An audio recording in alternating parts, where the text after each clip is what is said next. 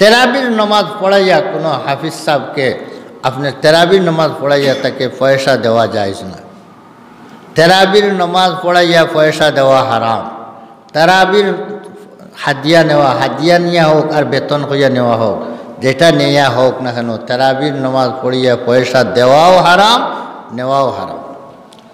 আমাদের দেশের মধ্যে এক তেরাবির খতম তেরাবি পড়ার সুন্নত আদায় করার জন্য লাগিয়া একটা হারাম কাজ রমজান মাসের মধ্যে আদায় করা হয়। তেরাবির নামাজের বিনিময়ে দেওয়াও হারাম, নেওয়াও হারাম। এটা ইস্তেজার আলাত তাআত, ইবাদতের উপরে পয়সা নেওয়া হয়, সেই পয়সা নেওয়া জায়েজ নয়। রইল এখন আমাদের দেশের মধ্যে এটা আমভাবে পয়সা দেওয়ার একটা প্রচলন হয়ে গেছে। মুসলমানদেরকে বাঁচানোর কোনো ব্যবস্থা আছে কি নাই, এই বিষয়ে আমি একটা আলোচনা করতে চাই। সেটা হইল যে বাঁচার জন্য আমরা একটা ব্যবস্থা নিতে পারি। সেইটা হইল কিছু কিছু উলামা মুতাখিরিন ফুকাহার মধ্যে কিছু উলামা, যেমন মুফতি কিফায়াতুল্লাহ সাহেব রহমতুল্লাহ আলাইহি, আব্দুর রহিম লাজপুরি রহমতুল্লাহ আলাইহি, এইভাবে আরও বিভিন্ন ওলামায়ে কেরাম একটা সুযোগ দিয়েছেন। সেই সুযোগটা হইল যে রমজান মাসের হাফিজ সাহেবদেরকে, যাদেরকে রাখবো আমরা, রমজান মাসের 5 ওয়াক্তের নমাজের ইমাম হিসাবেও রাখে নিব। 5 ওয়াক্তের নমাজের ইমামতির পয়সা নেওয়া জায়েজ আছে। 5 ওয়াক্তের নমাজের ইমামতির পয়সা নেওয়া কি আছে? জায়েজ আছে। তখন ওদেরকে আমরা 5 ওয়াক্তের ইমাম বানিয়ে নিব। 5 ওয়াক্তের ইমাম বানাইয়া ওই নমাজ ওর জিম্মায় দিয়া দিব।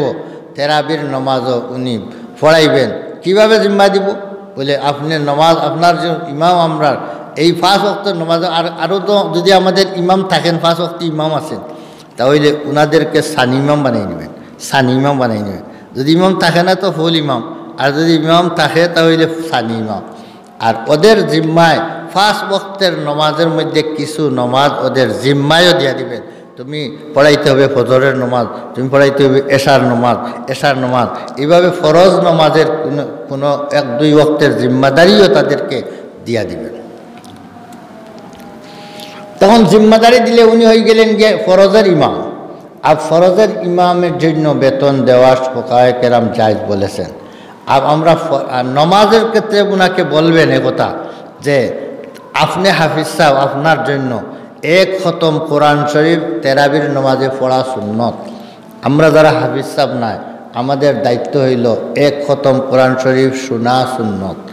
এখন আপনি আপনার দায়িত্ব আদায় করবেন, আমরা দায়িত্ব আদায় করব। আপনার দায়িত্ব পড়া, আমরার দায়িত্ব শোনা। আমরা আপনাকে এর বিনিময়ে কোনো পয়সা দিব না, এর বিনিময়ে কোনো টাকা পয়সা দিব না। আপনার একটা বেতন ঠিক করে নিলাম। রমজান পরে আপনি চিন্তা করার আগেই চিন্তা করতে পারেন কি পাইব না পাইব। আপনাকে আগে জানাইয়া দিলাম যে আপনার বেতন, মাসালান ইমাম সাহেবের বেতন যত টাকা আছে, আমরা সাই ইমাম সাহেবের, আপনারও এই বছর আমরা সানি ইমাম যে 2 জন বা 1 জন রাখলাম, ওদেরকেও ইমামের বেতনের সমমানের মূল্য বেতনও দিয়া দিলাম। মাসালান ইমাম সাহেবের বেতন 10,000 টাকা, এই হাফিজ সাহেবদেরও বেতনটা দিয়া দিলাম 10,000। আপনারা যে বেতন, এই রমজান মাসের বেতন সাব্যস্ত করিয়া ওদেরকে ইমাম বানাইয়া রাখি দেবেন। এখন ওনারা তার নমাজ পড়বো আর আমরা তার পিছনে কিতা করবো? আমাদের দায়িত্ব আদায় করবো। আমাদের দায়িত্ব হইল শোনা, ইমাম আর যারা হাফিজ সাহেব তাদের দায়িত্ব কি? পড়া। তাই তারা তাদের দায়িত্ব আদায় করবে, আমরা আমাদের দায়িত্ব আদায় করব। ফাঁকে আমাদের তেরাবির নমাজটা সুরেতে খতম তেরাবির মাধ্যমে আদায় হয়ে গেল। এখন এই ইমামদেরকে পয়সা দিবেন 10,000 যেমন সাব্যস্ত আছে। এখন ওদেরকে যদি টাকা উঠাইতে সময় উঠি যায়, যদি বেশ হয়ে যায়, মানুষের যদি আরও বেশ দেওয়া দেয়, যেমন 3 জন ইমাম রাখছেন 30,000 টাকা দিবেন, এখন উঠে গেছে 1 লাখ টাকা, কী করবেন? ইমাম সাহেবকে টাকা উঠানোর সময় বলবেন আমরা ইমাম সাহেবদের, রমজানের ইমাম সাহেবদের বেতন দিব, রমজানের ইমাম সাহেবদের বেতন দিব, বেতন বাবদ আপনারা টাকা দেন। এটা ঠিক আছে, ইমাম সাহেবের বেতন উঠাইতেন। তাই ইমাম সাহেবের বেতন বলিয়া আপনি সবার কাছ থেকে উঠাইতেও পারবেন। উঠাইয়া আপনি যদি বেশ হয়ে যায়, তখন ওদেরকে সমানভাবে হাদিয়া হিসাবে, ও আগে তার যা ফুরাইল আছে এটা দিয়া দিলেন, এরপরে হাদিয়া হিসাবে ওই তিনও ইমামকে সমান হারে দিয়ে দিবেন, সমানভাবে বাঁচিয়ে দিবেন। যারা হাফিজ সাহেব তাদেরকে বেশ দিবেন না, যিনি ইমাম সাহেব স্থায়ী ইমাম সাহেব আছেন উনাকেও সমানভাবে হাদিয়া হিসাবে বলে দিবেন যে হাদিয়া যদি এর চেয়ে আপনাদের যত সাব্যস্ত করে রাখলাম এগুলা তো পাবেনই আমাদের কাছে। আর যদি আল্লাহ দিয়া দেন, যদি আর অতিরিক্ত যদি কিছু মানুষে দিয়া দেয়, আল্লাহ তো মানুষের দিল কীভাবে লড়াইবে জানেন, তো যদি অতিরিক্ত কিছু মিলে যায় তাহলে আপনাদের সবাইকে এগুলা হাদিয়া হিসাবে আমরা পেশ করব। আর না ফাইলে নাই, ফাইলে দিব, না ফাইলে নাই।